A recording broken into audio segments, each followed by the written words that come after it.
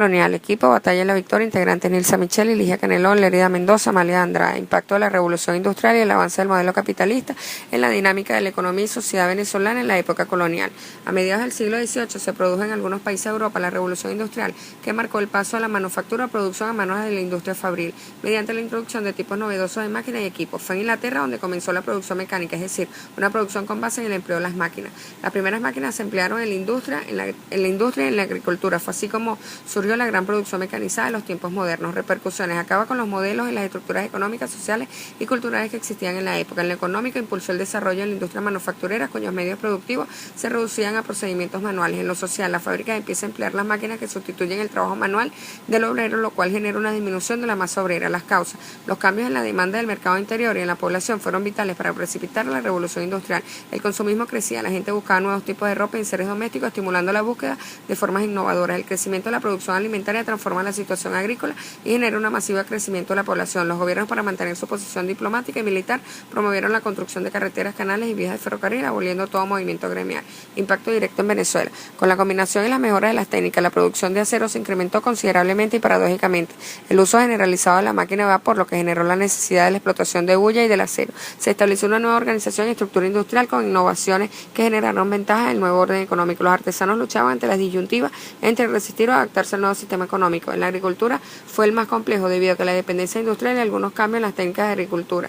El éxodo hacia las grandes concentraciones de trabajo donde estaban las fábricas y las minas. La ganadería mejoró con el implemento de uso de cultivos nitrogenados y el roce entre los propietarios de la fábrica y la masa de trabajadores por el aumento de las condiciones de su trabajo. El sistema económico colonial se basaba en el trabajo, la tierra, la producción agrícola, minera e industrial y su comercialización, aunado a las exigencias fiscales.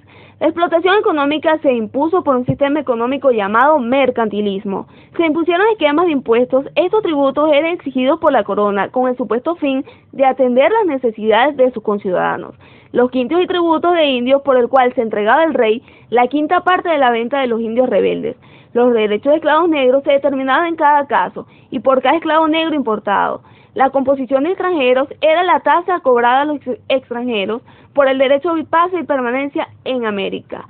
Los estancos era el derecho exclusivo del rey a vender por medio de sus funcionarios la sal, naipes, papel sellado, pólvora, tabaco, entre otros. La economía estaba sujeta a prohibiciones y restricciones que limitaban la producción agropecuaria y el intercambio con mercancía importada, siendo estos la alta carga impositiva. Se impone el trueque de barajitas por el oro de Venezuela, se impedía el comercio con otras colonias.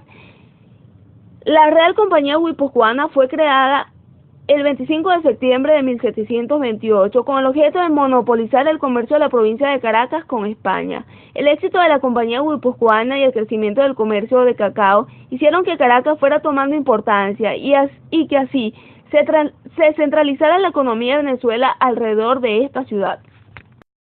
Mi nombre es Amalia Andrade y le voy a hablar sobre el mestizaje en Venezuela. Para ello partimos del concepto de que el mestizaje es el resultado de las diferentes mezclas de los diferentes grupos étnicos, pues los múltiples orígenes y la intensa mezcla dieron como resultado una sociedad multirracial.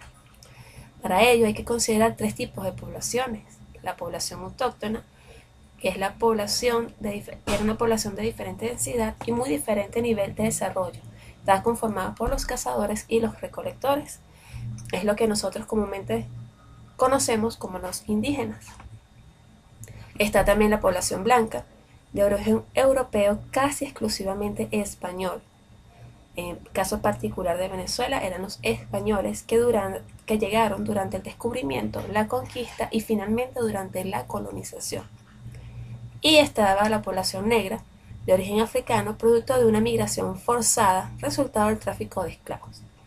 Estas tres poblaciones y la mezcla entre ellas dieron origen a algunos tipos raciales, es decir, los mestizos, mulatos y zambos, que era la mezcla o el mestizaje, por ejemplo, los mestizos de blancos e indios, los mulatos de blancos y negros, y los zambos de negros e indios.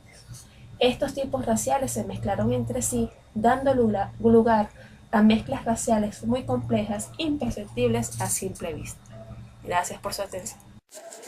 Crisis colonial. La época de la crisis colonial fue el periodo de ocupación, poblamiento y administración colonial del territorio venezolano que se llevó a cabo en España desde mediados del siglo XVI hasta el comienzo de la Guerra de Independencia.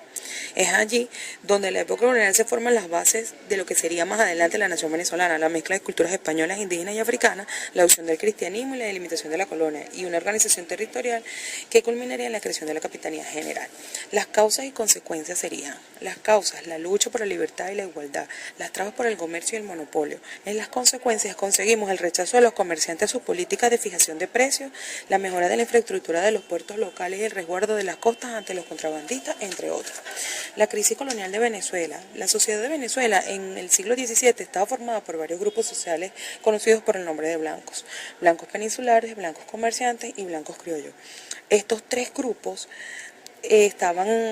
vivían del producto del trabajo agrícola, unos despojando y usufructuando, otros por el monopolio comercial y otros por medio de rentas fiscales obtenidas por la colonia. Como conclusión, durante la época de la colonia se desarrolló en Venezuela una fuerte división de clases, en la que el criterio radical tenía la mayor importancia de civilización europea que nos impusieron con las costumbres, perdiendo progresivamente nuestra soberanía cultural mediante un proceso de transculturización, convirtiendo a nuestro país en un mercado particular al servicio de la economía mercantil de los burgueses. Muchas gracias.